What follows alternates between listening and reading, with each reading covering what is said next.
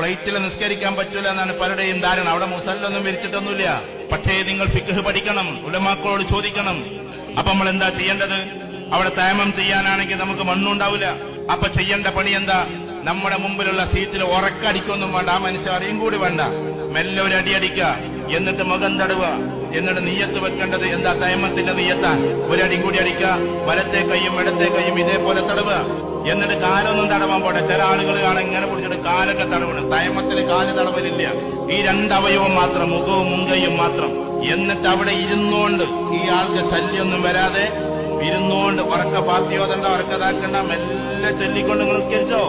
എന്തൊരു രസമുണ്ടാവുന്ന ആകാശത്തിലൂടെ സഞ്ചരിക്കുന്ന ഫ്ലൈറ്റിലിരുന്നിട്ട് 100-400 ആളുകൾ സഞ്ചരിക്കുമ്പോ നിങ്ങളിരുന്ന് നിസ്കരിക്കുകയാണ്. അള്ളാഹ്ക്ക് എത്രമാത്രം ഇഷ്ടമായിരിക്കും അത്. വായുലോകത്തിലൂടെ പോകുന്ന ഫ്ലൈറ്റിലിരുന്നിട്ട് പ്രാർത്ഥിക്കുന്ന നിങ്ങളെ ജഗനിയന്താവായ തമ്പുരാൻ എത്രമാത്രം സന്തോഷം